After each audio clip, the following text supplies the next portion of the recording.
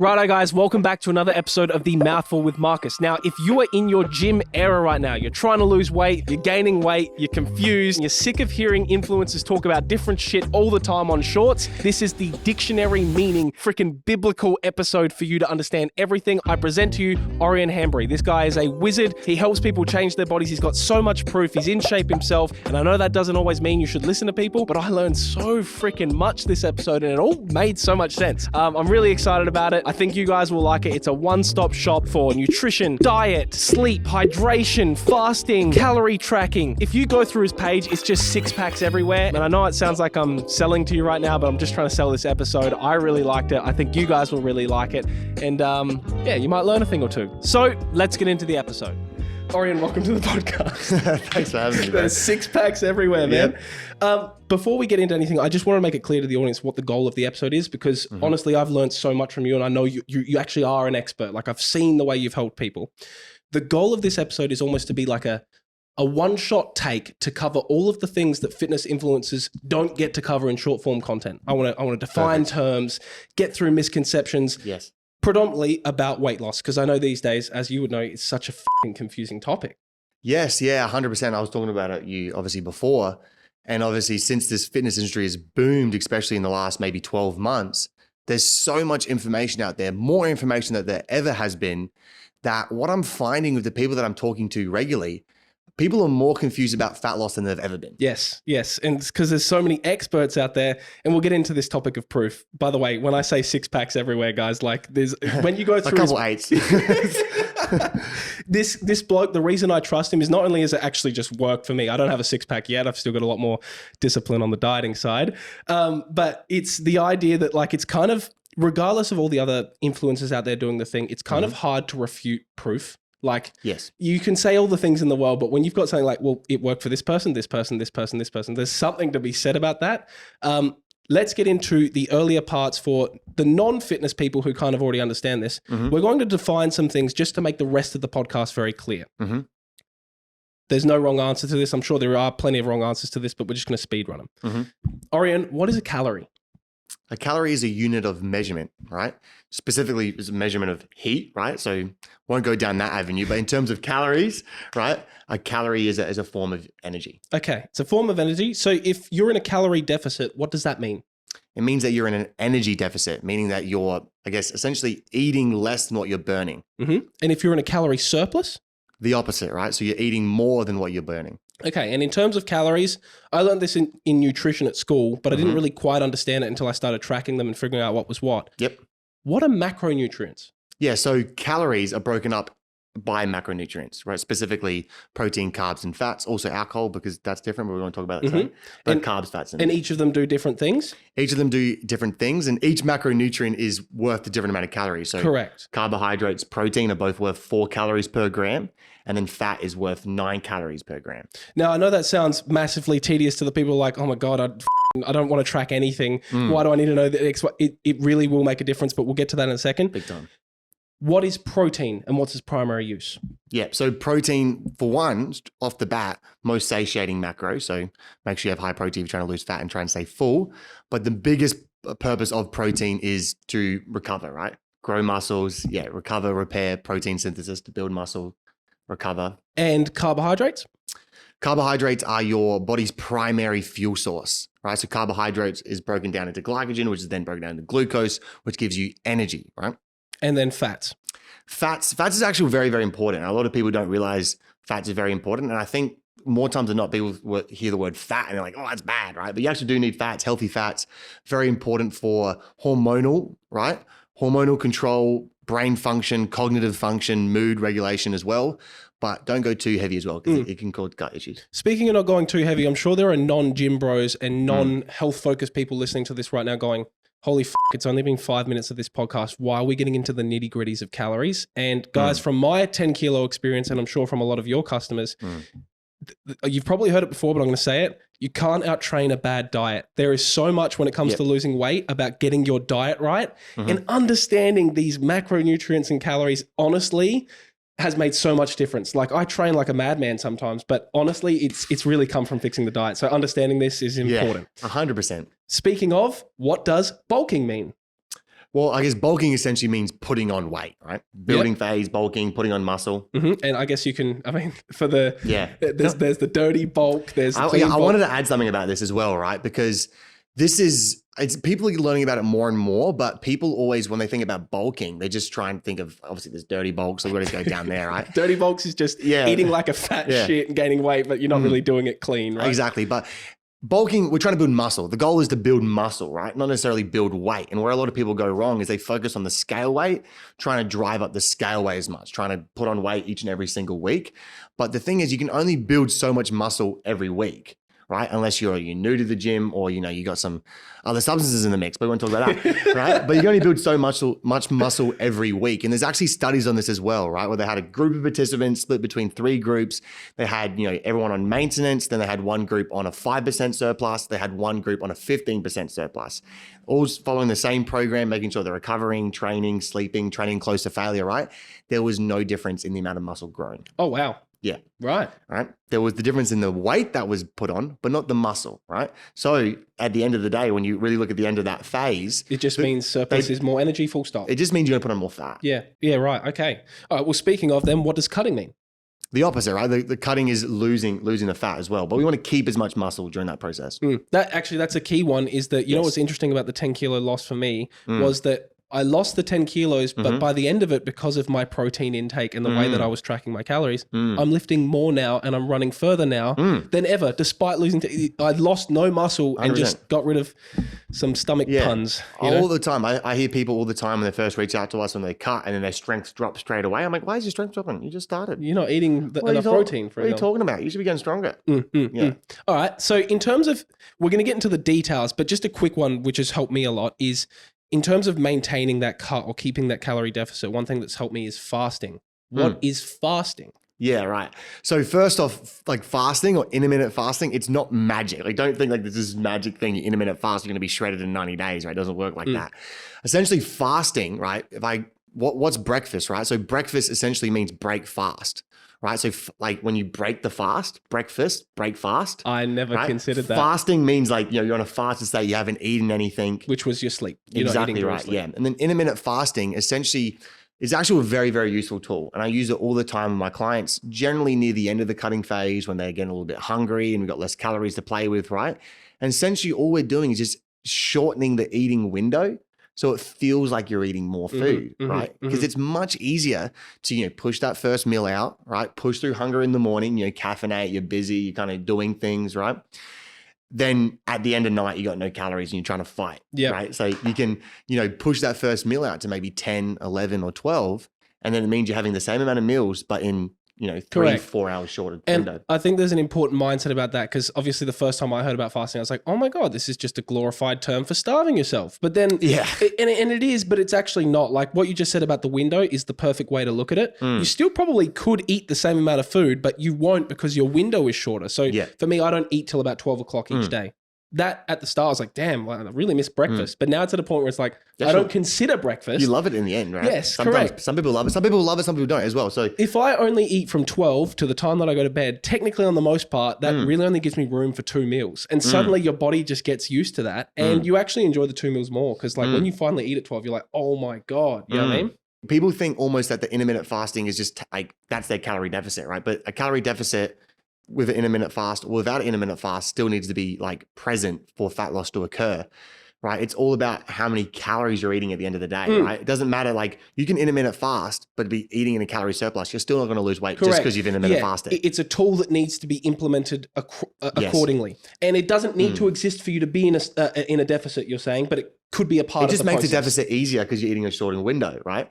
And then I guess a little bit off topic as well, but like in terms of calories, it's not also just the calories in the day, but the calories in the week. I see this all the time. We call them weekday dieters, right? They're in a calorie deficit Monday, Tuesday, Wednesday, Thursday, Friday. The weekend will get you. And then the Saturday and the Sunday binge. But then you get the average, you're in a maintenance and they're like, but I'm in a calorie deficit like 5-6 days a week. Like I don't get it.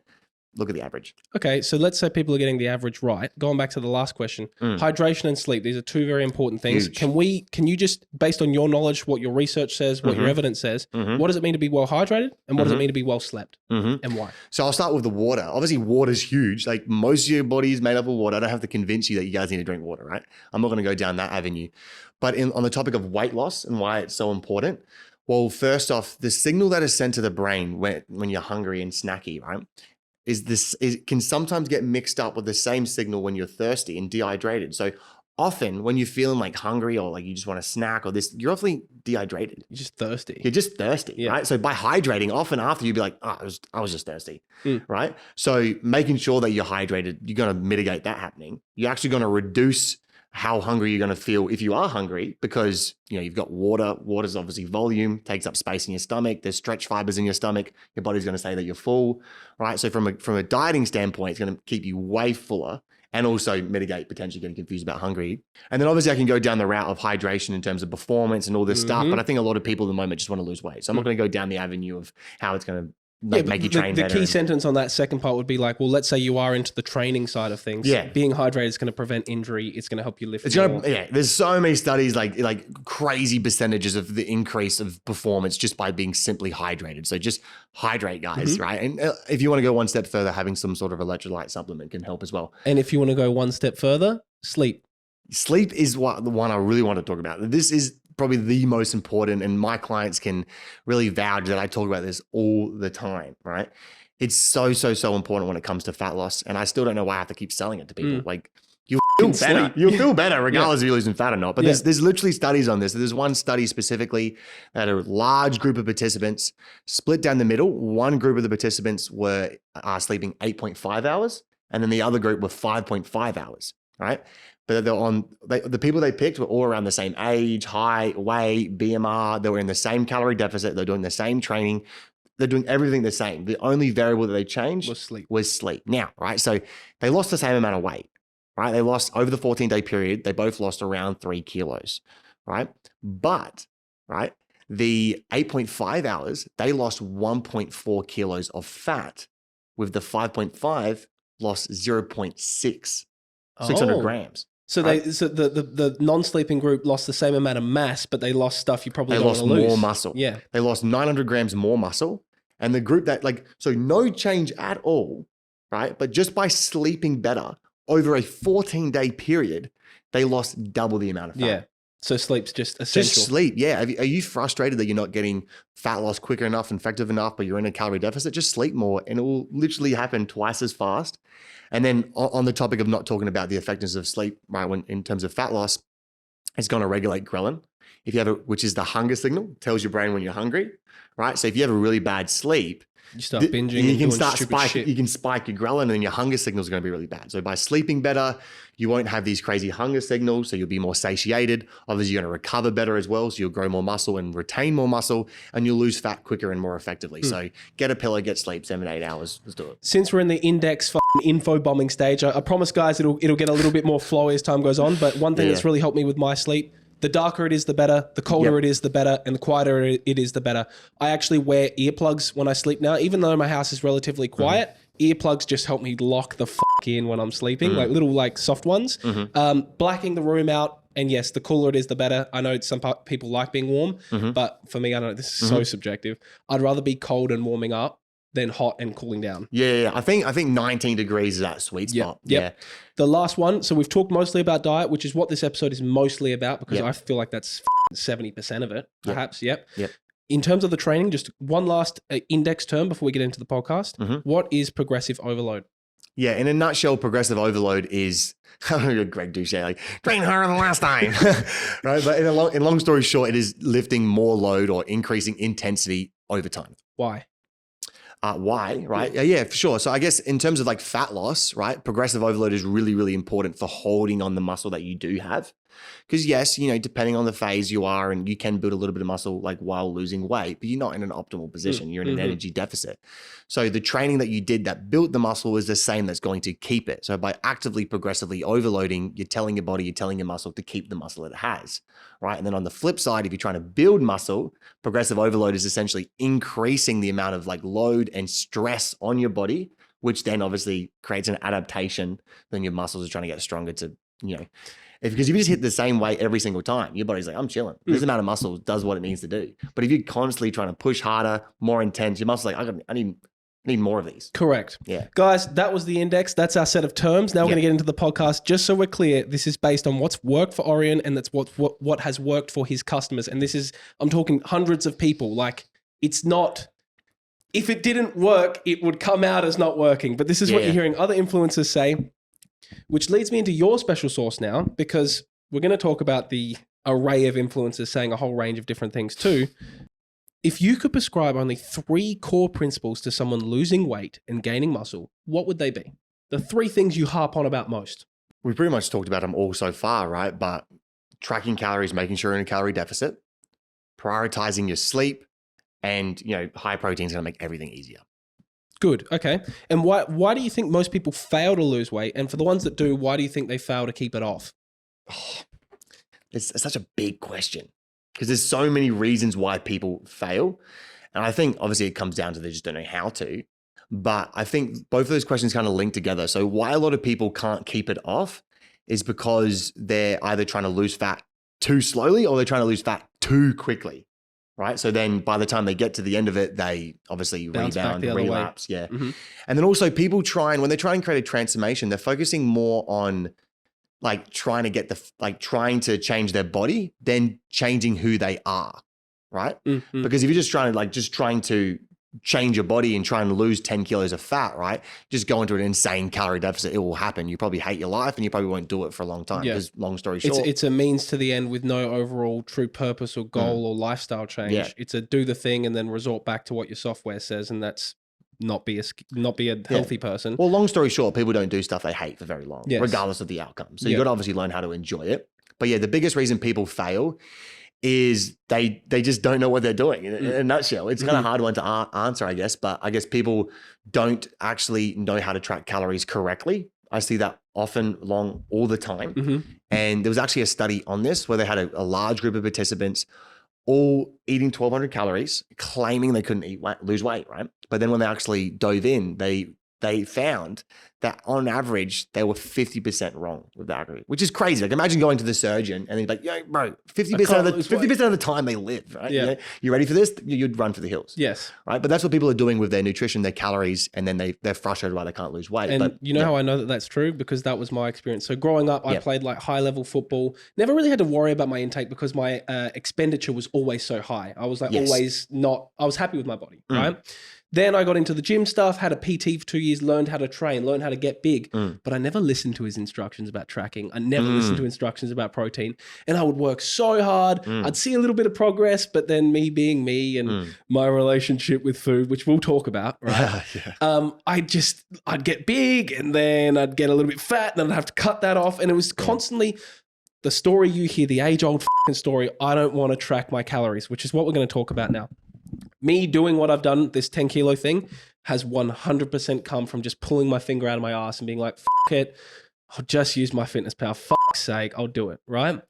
Can you run us through calorie tracking, how it works, what you found works for how it's done? I use an app called MyFitnessPal. It's not a plug, but I like it. I bought the full version so I don't get the ads. I try and log my calories the day before so that it's organized. I'm not going to answer your question. I asked you. It's your turn. Sorry. Yeah. Well, I mean, first off, I actually talking about the relationship with tracking, right? Imagine you have like a savings goal, like you're trying to save X amount of money, but you don't want to look at your bank account. You don't want to look how much money's coming in. You don't want to look at how money's coming out, but you just know that you'll get there, right? It's probably not going to work, right? You got to actually start tracking how much am I putting in per week? How much am I not spending per week? It's very interesting because a lot of people sometimes be like, oh, tracking, that's such an unhealthy relationship with food, yada. If I was like doing my finances now, tracking, I'm like, bro, that's so unhealthy. You should stop doing that right now. Yeah. Like, what are you doing tracking your money? You can't fix what you don't track. That's exactly right. Yeah. But no, the biggest mistakes that I see with tracking is because obviously people have such a bad relationship with tracking. Tediousness is a big one that I learned. I would assume what a tablespoon was without using the tablespoon. So olive oil, which was the biggest killer for me, I did not realize how many calories were in olive oil. I would do the drizzle and then log a tablespoon and then realized later that drizzle was 2 tablespoons and there's an extra 200 calorie. The tediousness was a big one for me. Yeah. What I'll do is I'll go over the biggest mistakes and then I'll talk about the only 3 ways that I teach my clients to track for simplicity's sake, right? Yep. So the 3 biggest mistakes I see is, you just mentioned one. One, using measurements such as tablespoons, teaspoons, cups, or just like straight up eyeballing portions. Like I see that all the time. Bad. Only use grams and mils. Yep. Only use grams and mils. Yep. Don't scan and it says 1 cup or 1 scoop. Don't do it, right? Grams and mils, that's all you're using, right? And that's why a scale becomes so important. Absolutely. If you haven't got a scale, that's a prerequisite. Make sure you have a scale, right? And then second biggest mistake is people don't check or know, like when they're logging food, if it's uncooked or cooked weight. I see this all the time, right? Because 100 grams of cooked rice is completely different to 100 grams of uncooked rice. Yes. Same with pasta, same with potatoes, same with meats, right? So that's a really big mistake, and that mistake alone can destroy accuracy. The third one is tracking apps. Let's say MyFitnessPal, that's the most common. People trust it like it's gospel, and it's not, right?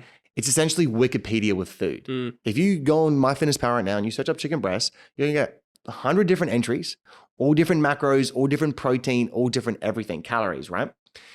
They're the 3 biggest mistakes I see, right? So the only 3 ways I teach my clients for simplicity's sake. So if you're watching this right now, don't listen to MyFitnessPal. MyFitnessPal is just the platform that you're going to use to help you get shredded, right?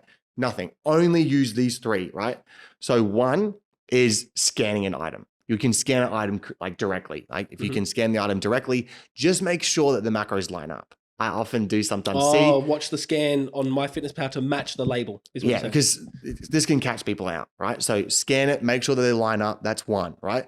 2, create the food entry yourself. So this is for if you do scan it and the macros don't line up, create your own entry, line up. You'll never have to create it ever again once you create it, right? No ambiguity, it's set. Exactly. Or if you have the macros, but it doesn't have a barcode, or let's say the barcode doesn't work, right? So scan an item, create an item. And then the third one is I want you to use a database. You can Google it. It's called NUTTAB, NUTTAB, right? It's the Australian Food Composition Database. All the food in NUTTAB, it's checked, accredited by dietitians. It's all legit, right? Wow. Right? Yeah. So what you can sometimes search in MyFitnessPal and go like, you can go chicken breast NUTTAB, it will come up. So use NUTTAB for anything that doesn't have a barcode. So all your meats, all your fruits, everything, right? I don't even trust MyFitnessPal with the ticks. I just only use those 3 and I always know it's accurate, right? So first prerequisite, you need a scale, always use grams and mils. And then the only ways that you're tracking is you're scanning the item correctly, double checking that it's right, creating a food item if you have to, and then all else fails, use NUTTAB. Another one that I've learned based on what you're saying is regardless of the method you're using, just so we're clear, because this is what I did for my first like 6 months of tracking before it started working. If you eat a meal, let's just call it like a Zembrero's chicken burrito. This is the problem with eating out. Sometimes I know there's ways around it, but you do not log Zembrero's chicken burrito into your MyFitnessPal or your app. No. You fucking do it by the ingredient. We're losing people as we speak. So they're like, oh my God, I have to do fucking work. No. But when I make something, I'm logging each and every ingredient, which is why the barcodes and the scanning of the actual ingredient is important.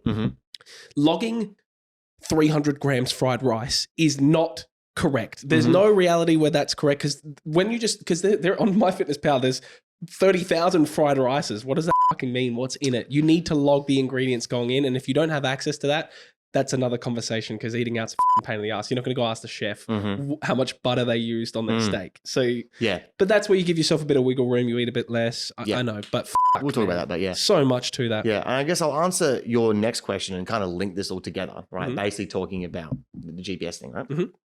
So I personally at OPC, right? All the transformation that you see on my page, all the ones that I post, all the ones that I create, they're not done with meal plans. And I do not believe in meal plans, and I do not believe in meal plans as a long-term solution.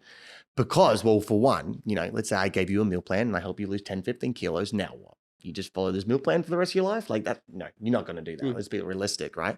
But the main reason is because they won't learn anything. You won't learn anything. If I give you a meal plan, you're not going to learn anything, right?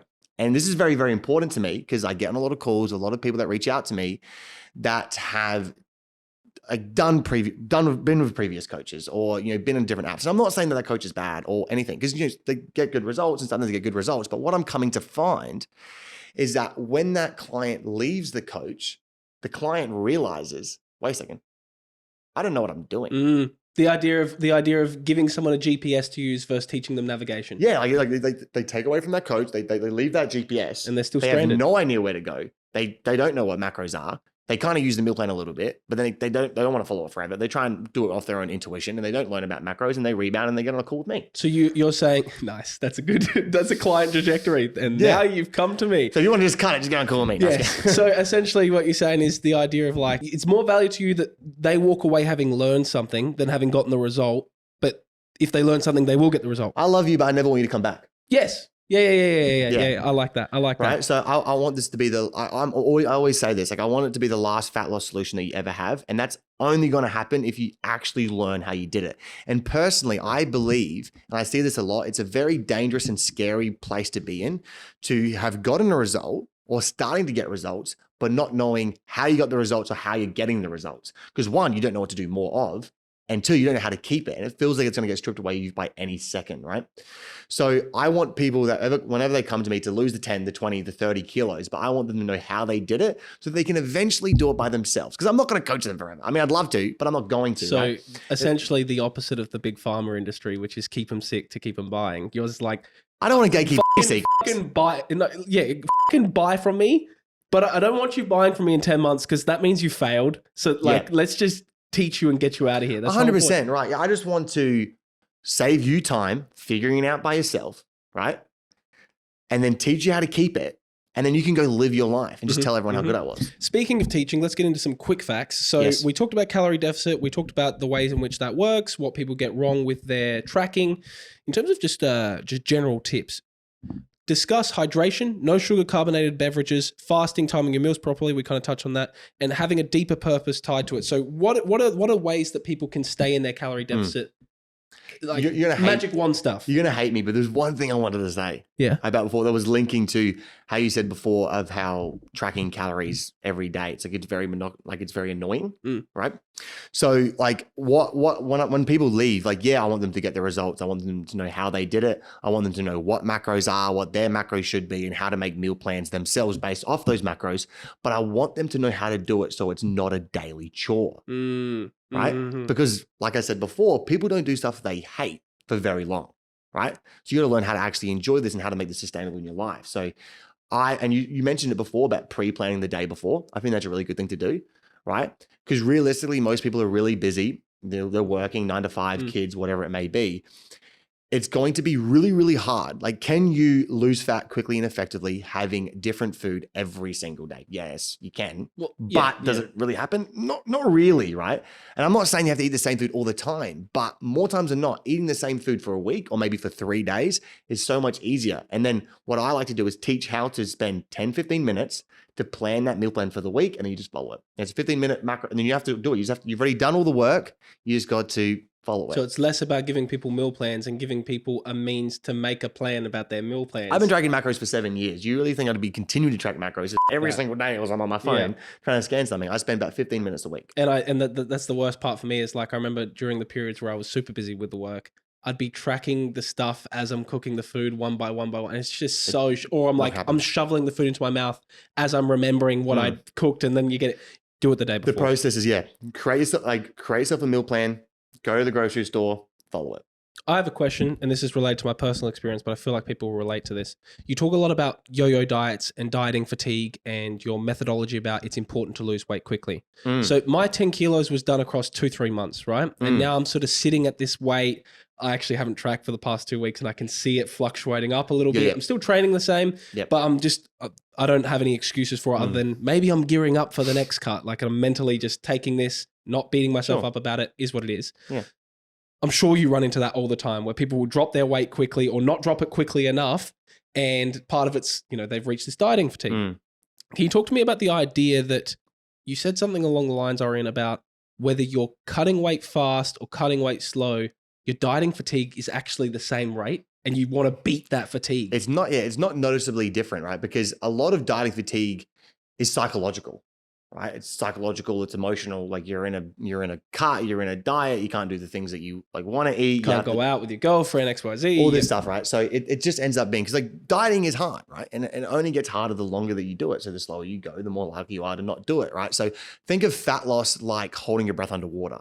Yeah. The longer you're underwater, the more uncomfortable it becomes. And the more likely you are to be like, stuff this, back to the surface, back to where you were, back to what you were doing before, right? So let's say you have to lose 20 kilos, right? If you lose 300 grams a week, right? Every week, no matter what, 300 grams, 200 grams, 200 grams, 200 grams. Great progress, right? The thing is, 20 kilo weight loss, that's going to take you like 60 weeks. Ain't no one holding their breath for a year. Yeah. It's a good way to put it. You know? So lose the fat quickly and effectively, reverse properly, learn the skills to sustain it, move on and love your life. And the last thing you want with the breath holding is you do this strenuous 1 year breath hold, realize you didn't make the result, you decide that you want to do the results again. And after your 1 year breath hold, you jump back underwater 2 seconds. Like no one wants to go back underwater after holding their breath. I get on calls with people that have lost 50, 60 kilos in a year and then put it back on in 4 months. The fuck? And Really? the way they lost the weight was they dieted for 12 months. And it feels like you just wasted 12 months, right? And they didn't take anything there was no new breath holding strategy. Well, the thing is the lack of GPS. You can't do what you've done before, because people will be like, oh, I've lost weight before, I know what to do.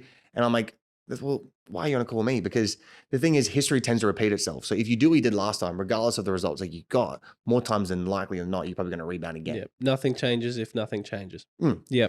All right. Tangibly then, if we're going into the classic, again, we're going to get into the topic of nutrition later in the podcast, but based on what I'm seeing as the, calorie deficit is God these days. That's what all the influencers are talking about because it works and it is true. And if you're getting it right, it will work, right? But there's obviously a lot of nuance to that. If we're going down the route of high protein is good, low calorie is good for losing weight, tangibly, what type of food should people be aiming for?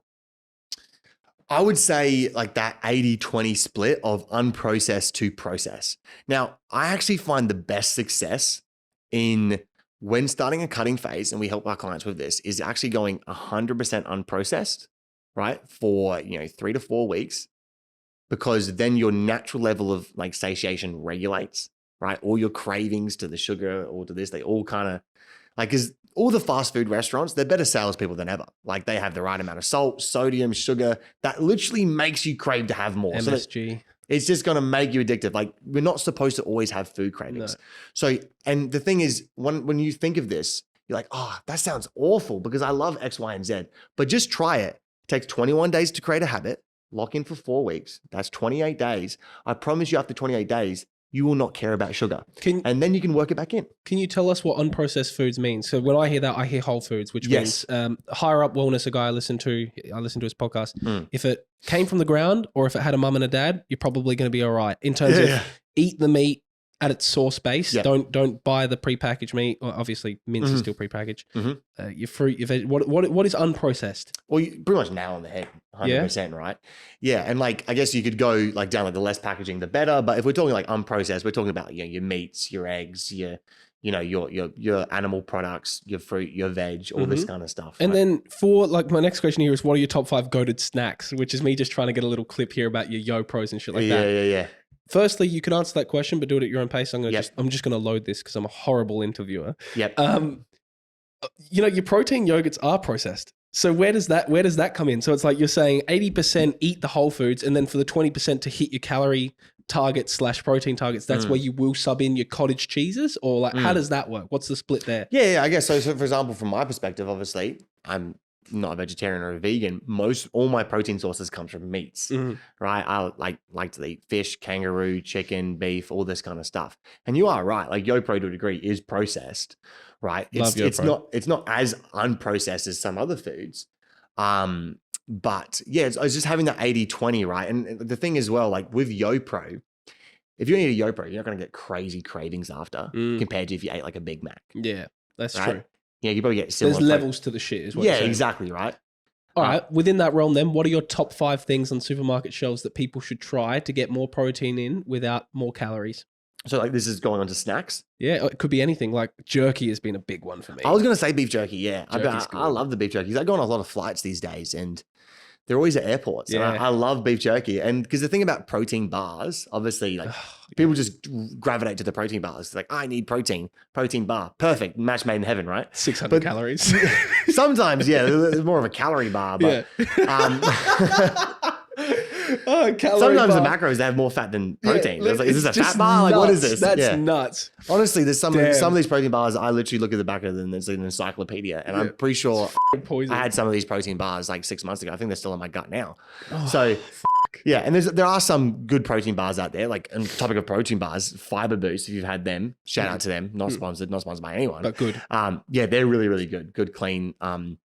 But in terms of grocery stores, like you said, Yo Pros are really good. They're really good as well because of like, you get them in the pouches, you can take them with you. They're really easy. Beef jerky, I love beef jerky. Same thing. It's just easy. Like, it's easy snack. I'll go on the topic of easy. We'll just go down this route. Protein bars, yes. Just make sure that you know you have a protein bar. It's not an encyclopedia on the back. Yeah, no, protein that has an encyclopedia on the back, right? Because and just you can test some of these, but generally you just want to make sure that you're not going over 200 calories, right? And then you're still getting predominantly getting like 20 grams of protein. What else we got? So we got protein bar, Yo Pro, we got the beef jerky, and we got 2 more, right? In terms of high protein. Oh, it's like this day and age is crazy, right? Because they're just bringing out all these like So many good crisps and options. chips and this and that. But honestly, man, besides those, like most of my protein sources are just still going to be coming from my main sources. Like For sure. sliced deli turkey for me has been such a big one. Turkey breast. Yeah. Just I get that pre-cooked chicken, Oh, the yeah. lemon, pepper, and herb. Crack. And I that even though it's not necessarily a snack, but I eat that stuff straight out of the packet. What are your thoughts on cottage cheese? It's like 48 Because grams of protein. I only discovered cottage cheese maybe 6 months ago. Used to hate it because I was like, this is just bullshit ricotta because I'm wog. I come from cooking background. Now I love it. I eat it plain. You know, you know how hard it is to find on shelves these days because everyone's figured it out. So low calorie, and you get your protein in, and you get that kind of like fatty feel to it. What do you think of cottage cheese? I love cottage cheese. Yeah, Killer, I eh? love cottage cheese. It's very weird and interesting. Like I find that when you start having these foods, and then like initially you're like, I hate them because they're not as sweet or sugary, but then eventually you kind of like have them more. Yo Pro was the same. I makes was you like, feel what better. What the is this gluey texture? Yeah. Yuck, this isn't yogurt. Now I like low-key love it. Well, my palate has changed a lot for that kind of stuff. Like even on like the whole like Coke, no sugar and sugar, and like there's no real difference, let's be honest, but there is to a degree. I actually like no sugar now more than the sugar. I have the sugar. I'm like, this is so sweet and this and that. So it's almost like if you have some of the cottage cheese or you have some of these options, you're like, oh, this is not giving me that. And then eventually you're like, I actually don't want the sugar because it makes me feel sick. Can you run me through, because I briefly touched on it before with the carbonated beverages. Yes. Orion, I have drank more soft drink in the past 6 months than I have my whole life. And I looked at people in the past who were like addicted to soda and they would like have their bottles and I'd look at them and be like, how? Like water's just fine. Now I see my Coke no sugars in the fridge, which I used for weight loss, which I probably got that from you. Yeah, you probably would. I look at Coke no sugar or Pepsi Max. Pepsi Max I really like. Guys, Pepsi Max is fucking better. I don't care what you say. The syrupiness is really good. Yeah. Anyway, I look at them in the fridge and my mouth starts watering. I can feel because I've been addicted to other things, right? And I can feel the sensory, the precursors, what's coming and how I crave it. I think I'm hooked on soda. Like, well, yeah, you're not going to get cancer. So let's just put it that way. What do you think about all that? Because it's hard. So many influencers, even you, will prescribe it because as per the calorie deficit methodology, if it keeps you in a calorie deficit, it is good for you. Like EBT, we've talked about it. He does that a lot. But it's like, it's also a can of soft drink a day. That's bad for your teeth. Well, the thing is with soft drink, I help my clients with this, but I still want some level of control of it. Like if it's one a day. Yeah, don't go nuts. 4 times a week. Just because it can cause some gut issues as well. And I find some people, I'm not going to go down the nitty gritty of that, but it can cause some gut issues and you know where that leads to. What's your relationship with the soda though? Because you're always here's the thing, right? Because obviously, I don't think you've mentioned it so far, but I've competed. And what a lot of people do when they compete, and because obviously you go to get quite lean and then this is bodybuilding, competed stage, get super shredded, just for the non-gym people, sorry. Yeah. So you get into a point where you're super lean to the point where it's unsustainable, right? And a lot of people try and find everything under the sun to suppress their hunger. But I actually found in that state, that by just changing my relationship to food and also having less of all these low sugar alternatives and all these things to just try and feel more hungry and all the time, I actually found I could deal with my hunger better. When I was always trying to find what soft drink to have, what sugar-free something to have, what sort of whatever, like How can I sugar-free, curb my craving? how can I gum this and that? It actually made my hunger worse. Because you're thinking about it all the time. I was thinking about it all the time, and it's not they're not the most satiating really at the end of the day. So I just find, yes, there's all these low calorie like alternative sugar-free options, these soft drinks, these drinks, and this and that. And I do think it's good, and there's a power to incorporating it. Just don't go like anything in this world. Just don't go crazy on it. Yeah. So it's a tool. It's not a crutch. Yeah. Is what you're saying. 100%. I like that. All right, I kind of want to jump into the training calorie, but I think it's the training category. But one last thing, which you've kind of touched on, but while we're on the food thing, I think this is an important one, which me learning it helped me a lot with mine, so I'm sure it'll help other people. The breaking down of fat as a macronutrient and why understanding it is probably very important for your tracking. So I think where you're coming from this is people don't realize how calorie dense fat is. I think is where you're coming from, right? And like I said before at the start of the podcast, you know, carbs and protein both have 4 calories per gram, while fat has 9. So it's over double as calorie dense, right?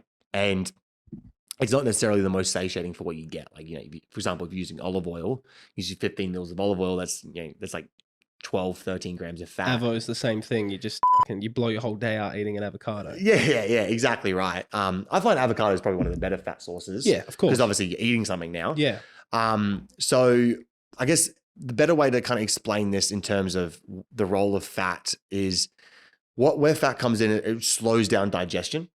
So fat slows down digestion of all your food, so can help you keep satiated for longer. But I think you got to be careful not having too much fat, because I know there's people have a lot of fat, and obviously everyone's different, right? Yeah, you go ketogenesis. There's a carnivore listening right now saying, "Fuck you, Orion, you're a piece of shit." Like, because they're all fat. But once again, I'm gonna talk from my experience, Yes. With my clients, and what happens there. A lot of the time, when people have too much fat, they can't produce enough bile to break down that fat, and that's when they feel really heavy and lethargic, and they can't digest their food. They feel heavy at the gym and stuff like that as well. But it is very important to have fat and have fat in a deficit as well. I find clients or people can cut their fat too heavy, especially if you're a girl, because of how important it is for hormonal support. You gotta make sure you're having your fat. So it's important, but in terms of calorie deficit, if you're not in control of it, it might mess things around. So if you're finding it hard to be in a calorie deficit and you're finding your calories always blow up, have a look at your fat. Because I see that all the time, probably when I look at people's tracking before they come on board with us, is their fat is way higher than they need it to be. Like it's diminishing returns at that point. And then you could pretty much just put them in a calorie deficit without even changing the amount of food they're eating. Just make that into a leaner cut. Don't use olive oil, use olive oil spray. Like that can essentially have exactly what you're eating. You just have a higher, leaner cut of meat. You stop putting olive oil on everything, you stop putting butter on everything. And then all of a sudden you're like, wow, you've got a lot more room for volume. The amount of times where you make the right changes and you have high fiber and you have high volume and you're intermittent fasting, often people are like struggling to eat their food at the start when they're cutting weight. I got down to like 1850 calories, which for a 100-kilo person, I wouldn't say is heaps of food, right? No. And my girlfriend, she was like, Marcus, what the fuck? Like you're eating like a small bird. And I was like, Alessia, I can't keep up, because like I had optimized it to the point where I was, when I say volume, guys, it just means like amount of food in the gut. So if you found a way to be careful with your fats and eat more proteins and eat foods that don't sting you for calories, but give you more food, you're right. There was a stage there. I was like, I can't keep up. But yeah. Well, this is a bit of an extreme example, because obviously I got really, really lean last time I competed. In terms, like you would see how much food I was eating. It was ridiculous. But your metabolism would have been nuts because you've got your muscle, right? The lowest I got to was 1900 calories at the end of a quite a longer prep. Fuck, maybe I'm tracking wrong if I got down to 1850 then. What the fuck? Yeah, I'm not going to go into the thing of like adaptive thermogenesis and how you can use that as leverage to be able to lose weight. There's no way I was eating less than you when you were competing. What the fuck? Yeah. I'm tracking wrong, guys. That was a 33-week prep, and I only had 1900 calories for probably 2 weeks. But I guess you had a lot more muscle than me to feed too. So I guess. Yeah, I'm not going to say that's a whole. Yeah. Where a lot of people go wrong is they jump straight into fat loss. They go straight into a fat loss. They go into a calorie calculator. They find their calorie deficit and they just take 500 calories and they follow that. But if you can actually, find your maintenance, increase a little bit. We call it a priming phase, right? At OPC. And essentially what this is adaptive thermogenesis, right? And essentially you increase the amount of calories and your metabolism will naturally adapt to those calories. And then now you can use that faster metabolism, like through the thermic effect of food, right? As leverage to lose fat while eating more food. Yeah, that's good. All right, I think you fucking smashed the calories and diet part. I want to go briefly into the training part because like you said, you have competed on stage. I've got here that you won 2 times junior state titles and 2 times overall state titles. And I'm pretty sure there's more to it, but that's my base brain. Yeah. In terms of competing, you kind of have to know how to train. There's a lot of muscle building to that, right? I want to know, in terms of physical training, what are the most important things to consider when building muscle? Mechanical tension and progressive overload are probably the biggest. In terms of training itself, if we're not talking about nutrition, in the gym itself, it's progressive overload and mechanical tension. And I won't go into the in-depths of mechanical tension because a lot of people are like, what is that? Right? I say, yeah, that's what was in my head. What am I not been doing? Don't worry. Like mechanical tension essentially means that the exercise that you're picking, right, is in alignment with the mechanical purpose of that exercise, but of that muscle group, sorry. But all exercises in the gym, unless you're doing something whack, is going to have mechanical tension. So progressive overload is definitely the biggest thing, is probably the biggest mistake I see. And like, honestly, 95% of the guys that come on board with us, even though everyone knows what progressive overload is, they weren't doing it right or doing it as well as they could be, right? Don't use your notes in your phone, right? Don't use the filing cabinet. You can find a free tracking app anywhere, track it, log it, right? And then you can progressively overload. And a program is really, you're following more logic than emotion, right? I'll talk about the muscle building in a second, but this is very important, right? Because when people go in calorie deficits and they lose weight, right? A calorie deficit is an energy deficit, right? So meaning that you have less energy. And then essentially people can go to the gym feeling like they have less energy, right? And have that emotion of less energy, which then carries on into the gym where they just lift lighter and train less hard. Even though the day before, they were probably the exact same amount of weight and the exact same amount of muscle, right? But it just got in their head. Like C-Bum talks about this as well. So having a program in place that told you what you did last week, so you know what you're aiming for. Non-negotiable thing to fight for. So now you go into the gym with logic, take out how tired that you feel, right? And if you push past that emotional feel, you'll feel amazing at the end of the gym. Like I felt so bad, but I still progressed all my movements, or I hold my movements. That's very important for keeping muscle. But then on the flip side, people overcomplicate it with the exercises, the exercise selection, all this kind of stuff. And then yes, as you get a little bit more advanced, you can start picking out lagging muscle groups and start like get tedious with your calves or your lower chest. But for now, building chest means X, Y, Z. More times than not, most guys just need to grow overall when they want to build muscle, right? So just having a program, if it's an upper lower split, or if it's a push pull legs, right, is going to like making sure that everything's getting the sets. Just growing overall is where you need to focus. And the biggest thing you need to focus on is obviously, you know, making sure that you're feeling correctly, high protein, that's all nutrition, but then just making sure you're tracking your lifts and you're actively progressively overloading and you're consciously trying to progressively overload, right? And then in terms of progressive overload, you can progress through so many routes, if it be through the weight, through the load, through the reps, through the sets, through the tempo. And you've probably heard this, and it's very, very overwhelming. So the best tip I could say with progressive overload, and this is what I say with my clients, you got a program now, so you got the order, whatever it may be, just go a little bit lighter than what you normally feel like. Because normally you get a bench press, like I can do 100. Just go a little bit lighter. Just leave the ego at the door, because this will create a longer runway for progression in your actual session. And then go into the gym and then just focus on every element of progressive overload outside of weight and reps. And just focus on that exercise, doing it the best that you can in terms of form, the best range of motion that's obviously comfortable, and then the tempo as well. And that's your baseline. And that's your baseline. And then if that's always your baseline, then you only have to focus on weight and reps. And then there's only 3 scenarios that you have to worry about, essentially. I like that. Which is either focus on the reps. That's when you have that rep range. Let's say it's 10 to 12, right? If it's anything less than 12, right? So it's either 10, 11, right? Focus on increasing reps. Weight will stay the same. Second one, if you get more than 12, now you've earned the right to increase the weight and repeat the process. Or if you don't get 10, you went too heavy. And these are the 3 scenarios. I like that. And I think, like, let's say progressive overload, at the end of the day, if I were to put it in stupid terms, it's like lift more, right? Whether it's more weight, more reps, X, Y, Z.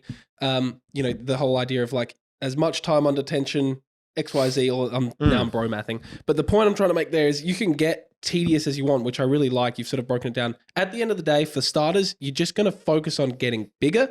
Don't worry about the tedious shit later. I remember there was the one time we worked out together was one of my favorite workouts I've ever done. I remember that. That was so random. I was doing some shit, right? And this is well before the whole 10 kilo thing. And you just jumped in, you're like, bro, what you doing? I said, shoulders. You're like, cool, sweet, come with me.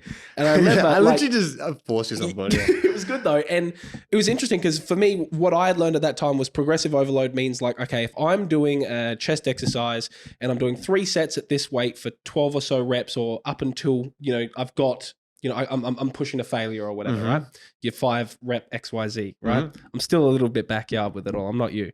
But I didn't learn until that session with you that there are other ways to achieve the same progress. It doesn't mean that you have to up your dumbbells each week. I remember what we did with our shoulders. You pulled out 5 sets of dumbbells for shoulder raises. Yeah. And we did like a pyramid. We did heavy ones to start, then we went lower, then we went lower. Correct. But that there, although, by the end of it, I was shoulder raising a 2 kilo dumbbell. Like it was nothing, but I couldn't lift it because you'd created a different type of progressive overload. Yeah. And I remember you're like, hey, Marcus, let's see how well this session went. I said, what do you mean? He goes, Orion goes, reach for your drink bottle. And I couldn't reach for my drink bottle because it was a good workout. 100%. But point being is that progressive overload can be achieved through the things you're saying, other than just raise weight. Well, if it was always weight and road, it would all be bench pressing 200 kilos. Correct. And at some point you'll stop. Hypothetically, you can have the same movement and progress it for 6 months, right? Because you could create that baseline, like I said before, and then weight in reps, you go up and up and up, and you hit this point, you just can't get past it, and you cut down again, make the baseline even better, and then go again. And honestly, I've followed programs for like 6-7 months and still found progress from them. So you're saying like, during the time, let's say you've plateaued and you can't make the weight more, you can change it, you can go back down and improve your fucking your form. Every time I've done that, it's always 1 step back and like 2, 3, 4 forward, right? Like I've done it where like I couldn't get the 50 kilo dumbbells on bench press, hypothetically, right? Well, this is not hypothetical, this actually happened.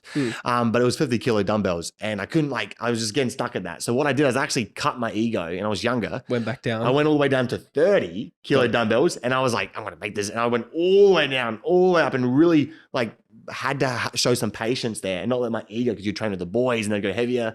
And then I just kept slowly chipping. By the time I got to the 50s, it was lighter. Yeah. I was doing a better form, range of motion. And guess what grew? My chest. I was going to swear. It's interesting.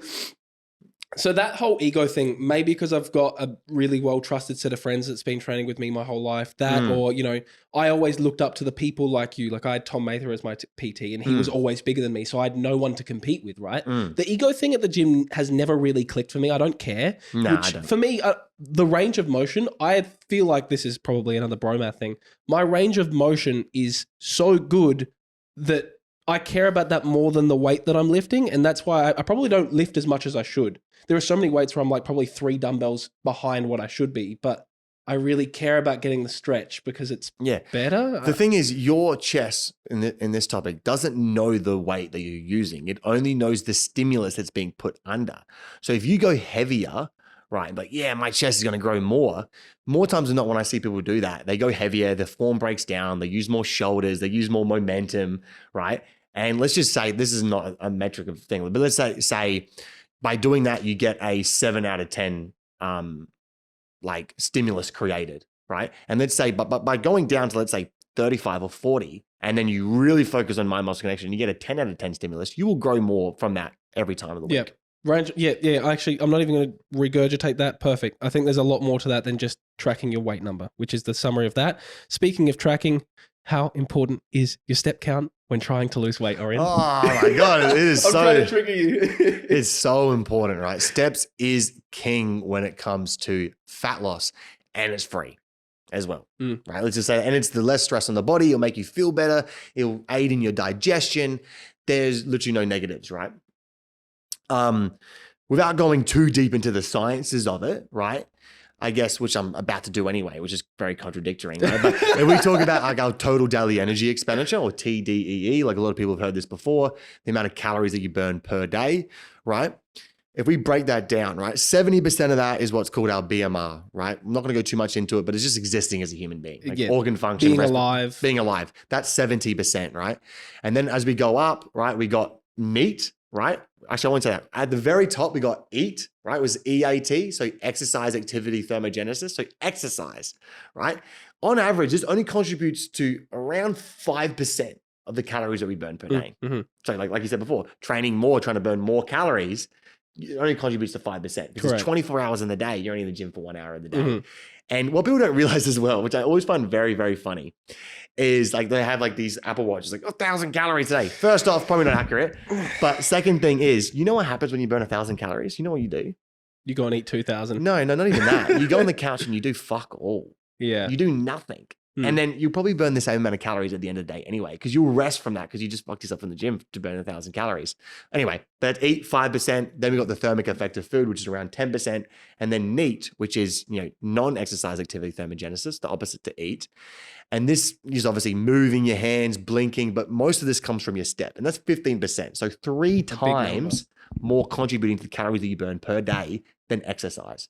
And people, when they're trying to lose fat, I need to train harder, I need to train more, I need to burn more calories, but that's only 5%. You could just walk more, right? I feel like one of the things that really, really helped me is a saying I heard, which was the cardio you do is the cardio that works, or something like that. The one that you maintain is the one that works.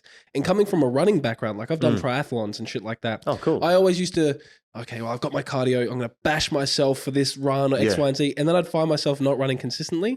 The thing I like about the walking, other than what you said, which is it's fucking free. It's so free. It's, for especially the business owners listening, the walk serves as that, calorie burning, simply, but it's also like it helps you fucking wind down.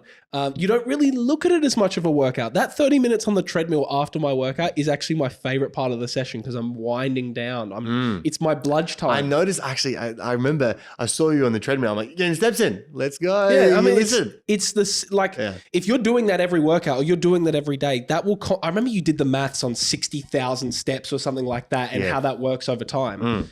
Are you better doing your 4 walks for your 4 workouts and then whatever walking you do on your rest days versus 2 perfect runs? You're actually better off with the consistent one. And then once again, running is cardio, right? And then, will I get hate for this? We'll find out. Cardio does fuck all for fat loss. Like it does absolutely fuck all for fat loss. Like I said, it only contributes to that 5%. Cardio actually burns, if we were on the topic of calories right now, which doesn't matter in terms of what you burn through exercise, cardio burns less calories than weights as well, right? Because you only burn calories from cardio when your heart rate is elevated. The second your heart rate goes back to homeostasis or goes back to normal, you're in NEAT again, which is walking, moving around, right? So steps is just huge when it comes to fat loss. So much to the point where when client comes on board with us, it's essentially a prerequisite. And I think I'll explain this because this is the methodology that my coaches and how we work with our clients in terms of the hierarchy that you need to focus on when it comes to fat loss. Because people focus on the very small, obscure problems, the digestion, I'm too stressed and all these little things. And obviously they do have their factor, but there's a lot of things that are under it, regardless of how stress-free you are, you're not going to lose weight, right? So obviously most important is nutrition. Like if you're not in a calorie deficit, you're not going to lose weight. Like there's nothing around it, right? If you can lose weight in a calorie surplus, then you need to be studied, right? It's not going to happen. Right? You're a freak of nature. Yeah, so that's nutrition. That's the one, right? That's the baseline. The next one is training. Now, I only say training not because there's actually things on this list that are more effective to fat loss. But the reason why I have training as 2 under nutrition is I find that when people aren't consistent with their training, it dripples down into their nutrition, right? Because it's all structures, routines, and habits. So if they're not doing their training, then they're not really doing the nutrition and it kind of carries over. But that's why and obviously it does play its role. Third most important is steps. Right? Steps would be more important for fat loss than training, but it's there because what I mentioned. But 1 step's huge when it comes to fat loss, like absolutely huge. I could spend this whole podcast talking about how important steps are when it comes to fat loss, right? But those 3, I find they're so important because they're controllables and they're controllable within, because obviously sleep is controllable, but like things happen, right? But like that in itself is the core of the plan, right? The meal plan, the training program, and then steps, right? And they're within your control. Because a lot of time people have like a 10,000 step goal. They finish the day and they look and they're like, I didn't get it today. Well, the day's not over. The day's not over, right? And then obviously on top of that, you could have strategies that doesn't happen. Then you're at 10 before you get to the end. But they're the 3 most important. Then after that is sleep, right? Sleep is really, really important. Like I said, there's studies on this. So important. Then from there, water. And then it starts stacking onto the more obscure digestion, stress. Correct. There's also the compounding effect of, I don't know if this is bro math or if there's studies behind it. The more muscles you have and the higher your muscle percentage in your body, the more you're going to burn calories at rest, which means this is true. You're going to burn more calories at rest, and you probably burn more calories during these steps. So if you're doing all the right things, your steps are actually going to be more return on investment each time you do them, which is just killer. Right? Well, muscle has a higher thermic effect, right? So the more muscle you have, right, the higher your basal metabolic rate. It starts serving you and giving you more. I have a question. This is an important answer. And I'm going to move. I'm going to move it on.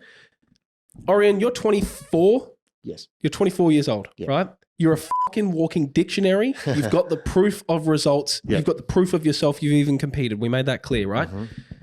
Why have I not heard this from nutritionists? I studied nutrition in school and I've learned more from you and people like you in 6 months. Why is it, we're going to go into social media culture, but why am I not hearing this from the people who fucking should be teaching us this? What, are they just silenced and we're not hearing them, or are they not saying it? I don't want to get cancelled for this. But why are we not hearing it? Because I'm hearing more nutrition advice from fitness influencers than I'm hearing from nutritionists. How does that work? If I'm going to be completely honest and transparent, because that's just who I am in my personality, I get on lots of calls with a lot of people, and I've gotten on a lot of calls with a lot of people that have worked with nutritionalists.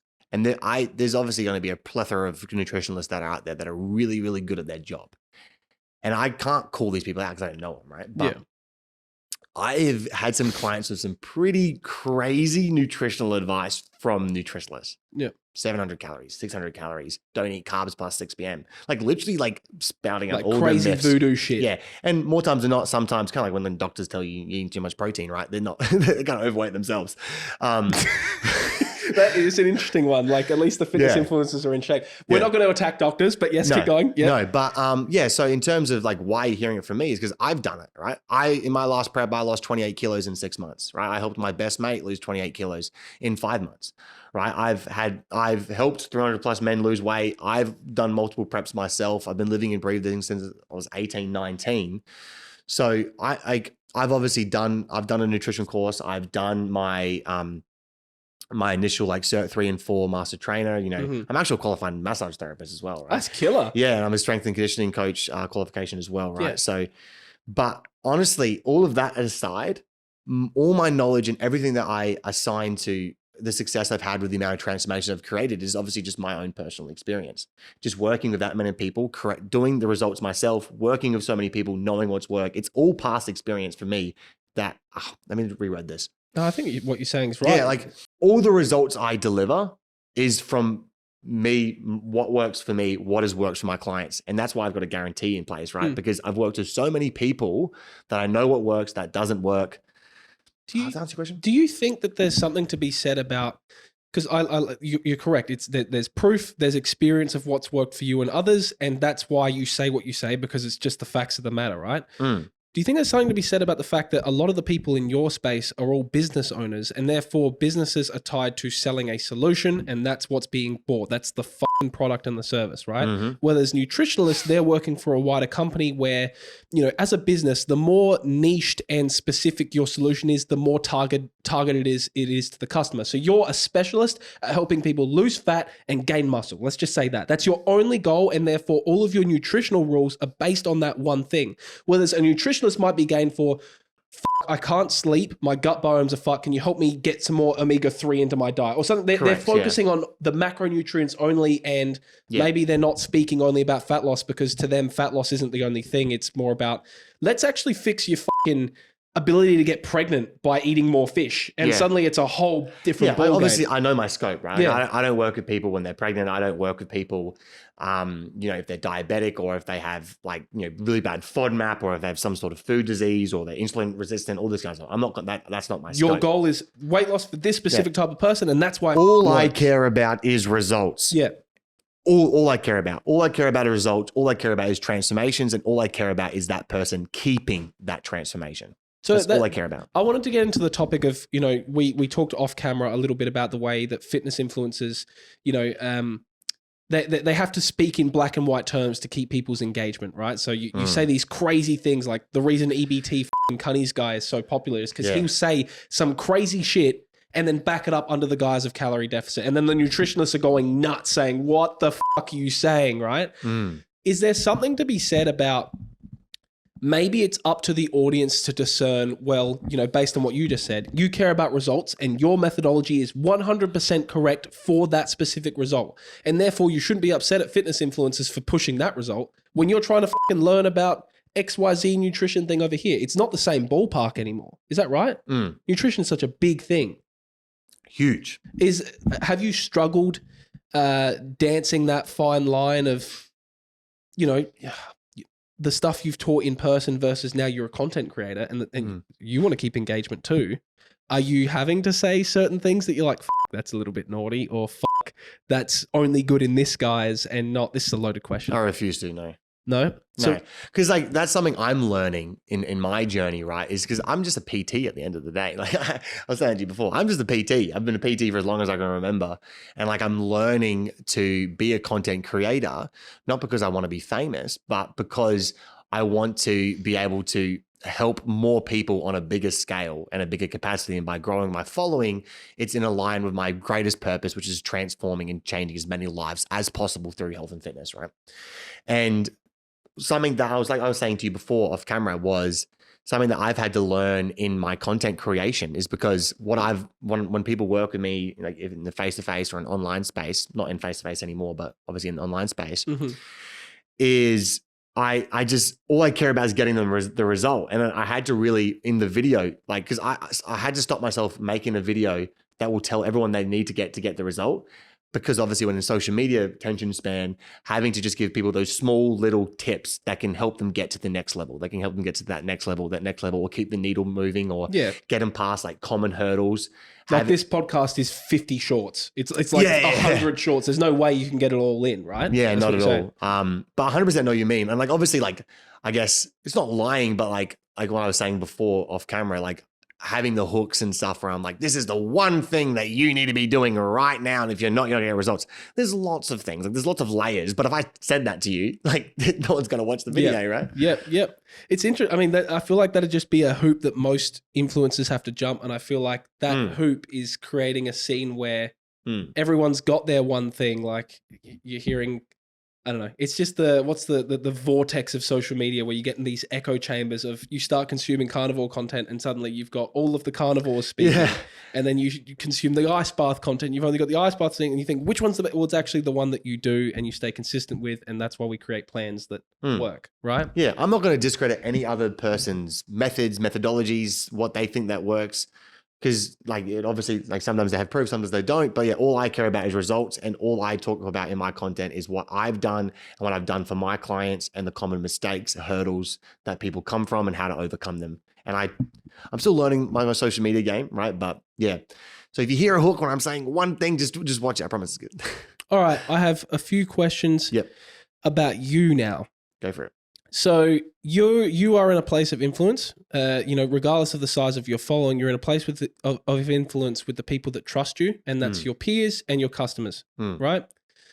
When it comes to health, practicing what you preach, it's the only business model. If you're this is going to sound horrible, but if you're an out of shape PT, it's such a smack in the face, right? Yes. You might be a PT for a happy mindset, and that's great for your niche, but if we're trying to help people gain muscle, lose fat, you should be in shape. But for you specifically, in your experience specifically, what's it been like because I know you were you before you decided to build your business of helping people do the same. But now if Orion, if you get fat, you're in trouble, brother. Like, what's it like that you're not doing it for you anymore? You actually you have a business brand to maintain. What's it like when you speak about how to avoid binge eating and Saturday night comes and something happens and Orion binge eats? Like, is that an extra layer of guilt for you? What's it like balancing the personal Orion with the brand you've built? Yeah, it's very interesting that you said that, of course, right? Also, it comes down to the fact that I'm human. Like I am human. I have ghrelin, I have leptin. Sometimes they are not regulated. Sometimes stress happens. Sometimes I might eat a little bit more food, right? Like I am still human. Yeah. And I never, like I've made content about this before as well. Like a binge might happen, and it has happened to everyone, and I don't care who you are, it's happened, right? Even if you're a 3-year-old kid, it probably would have happened, but it's not like necessarily like on the topic of the binge, it's never that, it's just your reaction to it, like what you do next, right? Like you can binge and then just keep like to say, you know, fuck it, or you can learn from it and move forward from that. But in terms of leading by example, I guess I've been told this a lot, and I've been told this a lot recently, that I am a very good leader. And I guess just me personally, I like taking the pressure and the stress, right, of being that leader, of Keeps you accountable. having to be that person that is leading by example, right? And that doesn't just even like, in terms of taking the stress and being a leader, that doesn't even just necessarily have to carry on into the fitness industry. Obviously, I need to lead by example because people won't have any buy-in to me. Why I've always been able to create great results is people have a lot of buy-in with me because, you know, I've won my shows, I've done really well, I've got a good physique, I've got a lot of results. So they have a lot of buy-in because that they believe it works. But does that mean your trainings become for them and not you? Like, that's kind of what I'm getting at. Yeah. Like my cooking is not really for me these days. It's for the audience. And I love that. I asked for that. It's my career. I cook for an audience. That's my job. You train people. That's your job. But it started with a love of food and a love of training. There's a transition there. Is that hard for you? Yeah, it's such an interesting thing, right? Wow, it's so like, I guess for you it doesn't matter. The result's the result. Yeah, I guess like in terms of like putting the pressure on me to staying in a good physique and stuff, I guess I had, I guess talking about my journey, right? I was a skinny kid, body dysmorphia. That's what kind of led me to the gym. And then that kind of led to, obviously, the rest is history, right? And I haven't stopped my love of the gym. Obviously, it's definitely changed over time. But I think that like the gym itself is just so ingrained with what I do that I can't help it. It has been for as long as I can remember. You've probably not even considered it, to be honest, because at the end of the day, the type of person you are, because you are that business-minded, hardworking, good work ethic, it's part of who you are to train. You're not probably thinking that deep. I'm answering this in a different way, right? So for anyone watching right now that wants to be leaner, or they want to be happier in their body or whatever, you need to start thinking and acting from that perspective, right? Because, an overweight person, right, thinks from the perspective of an overweight person, right? And they have a fundamentally flawed decision-making process, all things health, training, and nutrition. And for them to actually become a fit and healthy person, before that occurrence becomes, they need to start thinking and acting from the perspective of that person. And my perspective is business orientated, health, nutrition, look after my body person, right? And then that just carries on. So staying in shape for you now doesn't have to be wholesome. That's just my identity and my perspective. And that's just what's ingrained in my love and my DNA. Speaking of identity, I'm going to do a little bit on your business, and then I've got a few quick run questions before the podcast ends. Yeah. So you have a business where you train people to create those results. You have a very interesting offer, which I love shit like this. Yes. 10 kilos lost in 4 months, or I'll coach you for free, right? You can run through that. But what I want to know is what's it like balancing the success of your product or service on the actual customer? And what if you had to learn to make sure that they are hitting your guarantee? Because it takes two to tango. Yeah. So it wasn't like I just came up with this guarantee. It just got to the point where producing so many transformations that I just knew that if they did all the hierarchy, they did X, Y, and Z, and they were honest with us, and it's not a matter of, is it going to happen? It just happened. It's going to happen. I haven't been proven wrong yet, right? And obviously there could be reasons as to why later, but sorry. So the offer itself, right, is lose 10 kilos plus in 4 months or less, or we'll work with you for free until it's done. But you have to play by the rules of the game. Yes. Right? And that's a key. So it's accountability. You're keeping them accountable to their spend. Meaning if you check in every time with us, if you follow the program, if you follow the meal plan nutrition, if you're honest when you cheat in X, Y, and Z, if you follow and tell us you do what we tell you to do with 100% adherence, and you don't lose 10 kilos plus in 4 months or less, I'll be the first person to apologize, and we'll keep coaching for free until you do. So the plan's the plan. We know the plan works. Here's the proof of how the plan works. We are essentially an accountability system. That's what we charge for. You can, we'll do it for free if you're not, if you're not following obviously accountability is huge, right? But obviously managing training and nutrition as well, right? Yeah, I like that. Because you got to hold them accountable to the right plan, because they could be in obviously bad nutrition, bad training, but accountable to holding that plan, not going to get the results they want. Now, I want to talk about you. Yes. I like that, guys. Is the business outside of SA? Like, how does the online part of this work? Yeah. So we're predominantly all online. at the moment. Yeah. So Or if we you're are liking on. what you're hearing, there'll be a link down here. Go check him out, XYZ. Yeah. Now, in terms of who you are and the accountability you had to create for yourself, Yes. and you didn't have someone that, I mean, I'm sure you invested in yourself massively. Like you said, you've got qualifications, you've taken the time to learn. What mindset separates you from other people? And this is just for you. Don't worry about the business. I think a sense of urgency is probably the biggest thing. I have like such a sense of urgency to do the things that I want to do and achieve. That's cool. All right. So where do you think the urgency comes from? Well, I think a lack of urgency turns into complacency. And I think I know that being complacent to the things I want to achieve does not serve me. So what's the opposite of being complacent? Urgent. Getting moving. All right. What makes you the most proud about your life right now? For context, by the way, I use the word proud. That's my measurement of how good my life is, because happiness, I've felt happy, I've felt sad. It's fleeting. Both are fleeting. They pass. I think the people that I've been able to help, like in multiple different facets, it doesn't have to necessarily just be through health and nutrition. So obviously changing lots of people's lives through health and nutrition, like literally having people that we've saved their lives, that they've been on the brink of having depressive thoughts and dangerous thoughts and saving their lives, and their families saying that we saved their lives. Like that never gets old. Like I get that on a regular basis, and that never gets old. And then obviously also with what I'm doing, being able to help and support the people that I love, like even, my coaches, for example, they're very inspired that they'd be able to, make good money while also helping change people's lives, and be able to get that person that wasn't fulfilled in their life and make them fulfilled is very loving to me. And generate opportunity. And then also my family as well. Like, my dad just came back from Thailand because I got him a flight, a hotel, gave him spending money so he could go on a holiday. So that was pretty cool. Dad to do that as well. I was proud of that. Being able to take my dad, just buy my dad a holiday for his birthday. Yeah. That was pretty cool. So I'd say, those things. I love that. From there, your goal for the next 12 months? To create the most transformations and results possible. Yes. That's a good thing to aim for. I'm undeniable, brother. 100%. And if you guys go on my social media and you do follow me, you probably will get overwhelmed with the amount of social proof that we pump. I've been told this before. Right. But I want to 10x that. Grant Gandone, you heard this, right?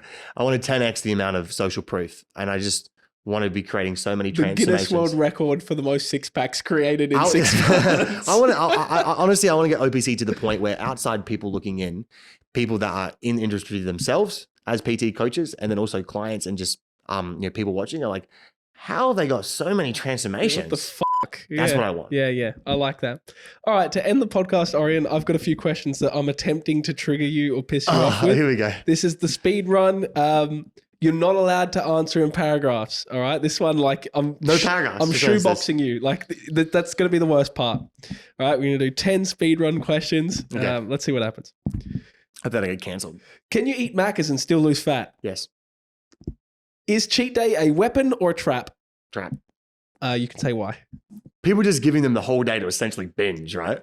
There's a lot of damage you can do in a day. Yes. There's a lot of damage they can do. I know a lot of people personally, they can do a lot of damage in a day. Me and my best mate went to Japan. You could have seen how many calories you put down in a day.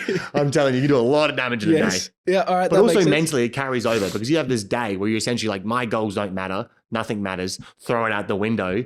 Then let's say the Sunday, you binge, cheat day, amazing. On the Monday, you hate it. Tuesday, you hate it. Yeah. It makes the rest of the plan so much worse. I agree. And the damage you can do is let's say your limit is 2,000 calories and you fucking eat 5,000. Do you know that fucks the whole week? You're just doing a binge and restrict every week. Yeah.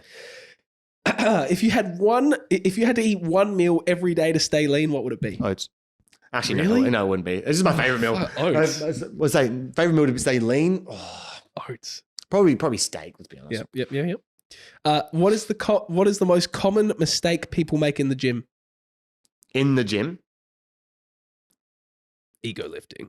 Oh yeah, 100%. It would Really? have to be, You reckon? ego lifting Yep. for sure. Probably because the thing is, when someone first goes to the gym and they start ego lifting, yes, it's not safe, but they're going to get results regardless. Like you can look at dumbbell and put on weights because you get newbie gains and it's all just new stimulus. You can grow from that. And sometimes it's actually hard to unwind them. I'm talking in the paragraph here. No. I'm talking paragraph 2. Yeah. Sorry. You keep going. Yeah. Sometimes like it's hard. Like you have those guys that got the newbie gains by like doing that. And they're like, but look at me, look at all these muscles. I'm like, I know. I'm just saying the next 2-3 years, you're either going to injure yourself or you're not going to get the results that you could. Like, so you got to get a little bit smarter moving forward. So ego lifting is definitely a big one, but people will ego lift for like 15 years, you know what I mean? And still jacked because they've got amazing genetics. Biggest mistake I see in the gym is not following a program. That's true. Yeah. You made a comment about iPhone notes before. I was like, fuck, I do that sometimes. Yeah, the thing with I did that when I first started. Like, I see people with paper and pen, and I think about that because I want to be on my phone less. But I'm man, like, it's still the same thing. If I put all my exercises and everything I did, oh man, I need Mark Zuckerberg to fucking manage my notes. Yeah. Okay. So having a program, that's a good one. All right. No, I'm not even gonna. Is cardio actually necessary for fat loss? No, not at all. There's actually a study that was on this, right? They had, I'm a study man. I have studies all the time, right? But that's important. That's very good. important. That's yeah. very good. Because obviously I base a lot of my success off of my clients, right? But also studies of hundreds of thousands of other people as well. But they had it where they had three different groups, right? And they had like all in a calorie deficit. One where they were just doing strength training. One they were doing strength and cardio. And one they were doing just cardio. Cardio, they lost the least amount of fat. The strength training actually lost a little bit more fat in the cardio and weights. Oh, right. Funny how that works. Yeah, right. But I do like a combination of cardio weights near the end of the cutting phase just because you can allow you to eat more. And then that's more of a psychological thing, but gone down the rabbit hole. But I just came up with a custom question right now. What do you think of high rocks? Why are you laughing, bro? It's awesome, yeah. It's good. Oh, look, I think it's perfect. It's awesome. It's awesome. Like obviously, I'm not gonna shit on any. There's if you're healthy and you're in shape, yeah, tick. It's the bodybuilding. It's this and that. But I just want to say, if you're wanting to lose fat, right? Like high rocks isn't to lose fat or to build muscle. Either is powerlifting, either is CrossFit, right?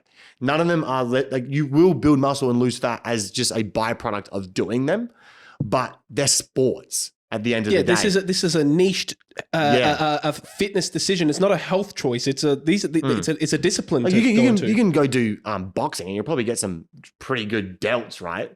But like that's just a byproduct of the sport itself. So high rocks is a sport, and if you find it and you enjoy it, just do it, and that's awesome. And if that, because you know sometimes weights is boring to people, cardio is boring to people, this is boring to people. If you generally like high rocks, do it. Oh, but yeah. Like, if you like basketball, play basketball. If you like high rocks, play high rocks. Muay Thai for do me I like high rocks? No. Yes, no. I felt, that's another tip there, just as we close it out. I think it's impressive. Having more than just the gym and cardio to keep you accountable to your weight loss is important. Like Muay Thai for me, I don't look at it for something to do as weight loss, but it's a good way to great reset. Cardio. Yeah, great cardio, but reset from when I get bored at the gym. Most overrated training trends right now. Most overrated training trends right now. I was almost thinking about the nutrition side for a second. I guess high rocks is the biggest trend at the moment, but I wouldn't say it's overrated. But being in the industry as long as I have, there's always like a spike and then it goes down. But the one thing that's always been there is a commercial gym, baby. Well said. Well said. What's one thing most PTs won't say, but you will? Oh, dude, there's a plethora of things that I probably shouldn't say. Lose weight, you fat prick. Okay. Fat loss isn't supposed to be sustainable. And I say this with love because you're not supposed to be fat. People try and make the fat loss sustainable. Incorporate the calorie deficit in your life. You know, make the calorie deficit like a part of your daily routine, the structure and this, and obviously to a certain degree. But the goal is to not be in a calorie deficit. The goal is to not make fat loss. Like fat loss isn't supposed to be sustainable because we're not supposed to be fat. Yeah. Right? You use it as a tool and get the fuck out. It's not part of it. Get the fuck out of it as quickly as effectively as possible so you can live longer, live a better quality of life, right? And move on, right? Yep. So, but like when you have like the slow sustainable fat loss and you make fat loss a part of your life, then you go into this 2-3 year calorie deficit, not calorie deficit, calorie deficit, not calorie deficit, calorie deficit, not calorie deficit. Dieting, nothing fatigue, ever happens. Pain. I get on calls with people. Literally had someone last night that came aboard the program, even died for the last 7 years. Up and down, calorie deficit, up and down, calorie deficit, up and down. And that's their way of life. And I was like, bro, we're gonna get this done in months. Shit. All right, what's more important, consistency or the perfect plan? Consistency. What do you tell someone who says they're too busy to lose fat? It's never, ever, ever, I don't have the time. It's you don't make the time. Always. Always, always, always, always. I like that. Any closing notes? This has been a good podcast. I'm enjoying it, or have enjoyed it. Any closing notes? Any closing notes? I'm trying to think of another good analogy I could put out there. I do love my analogies. I like your point about identity change. You can strive for the result, but to get the true result, you kind of the action needs to lead from a place of I'm changing who I am, not just getting a different result. Yeah, it's true. I love when you said that. 'Cause it's you true. change before the actual physique changes, 100%, right? And I guess on the topic of that, right, is it shouldn't be lose fat any means necessary. And when I say lose fat quickly and effectively, people are like, oh, they're rapid dieting, because you can lose fat too quick as well. Often people lose fat too slowly. But losing fat is only half the battle. Like, keeping it off is the real win, right? Which is a proper reverse, but then also making sure that through that process, you did have the right identity change and the right perspective change and the right lifestyle change.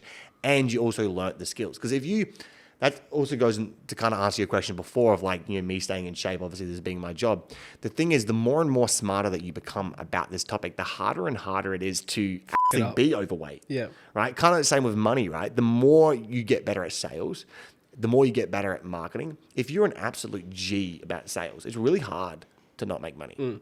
That's very true. Right? And by just increasing your skills, you increase the baseline of like the minimal amount you can make. Kind of like with your health and nutrition. The more you know about health, nutrition, everything, the harder it actually becomes to get overweight. Right. The more skin you put in the game, the more it compounds in your favor. It's like what you said on the phone before the podcast. Yeah. You have a 6-pack all year round and you really only try for it 4 months. But that idea of trying for it is actually the compounding effect of the true trying, which was 6 years ago. Yeah, exactly right. So back onto like, obviously the tracking thing. The goal shouldn't be to track calories forever. Like that's no way to live. Like all I want to do and why I try and instill in people and what I really do is just fast track figuring it out by yourself. Get the result, reverse properly, learn how to sustain it, and then you can transition into intuitive eating, right? Everyone wants to do the intuitive eating, but they're 30 kilos away from where they want to be, right? Get to where you want to be, reverse properly first, and then because you got to where you want to be in a quickly and effective way, which the only way to do so is by learning macros, you've done your due diligence of learning macros, and now you can actually effectively, intuitively eat. I don't track calories probably 8 months of the year, right? But then when it comes to a holiday or it's summer, I'll turn up the dial a little bit, get a little bit more linear. I'll track my calories for 8 weeks, maybe drop like 8-10 kilos, get lean for that holiday or get lean for summer, right? And that's where I kind of try and instill with my clients. Fast track it, get to where they need to be, learn it, intuitively eat. And then if they want to get lean again, they know what to do to turn up the dial, track a little bit more, bang. Plus that tracking gets really easy because you don't track for like 6-7 months. You got no dieting fatigue. And then you track, and it's almost fun to actually do tracking. Because dieting fatigue is probably the biggest thing that kills people's progress for sure. Orion Hanbury, everyone. I don't know why. Links in bio. Go check him out. There's more to see. I don't know why I was There's more to see, guys. Seriously, I've learned a lot from him just consuming short form. I hope this podcast was valuable. Make sure to subscribe. There will be some links. Click some shit. Thank you very much.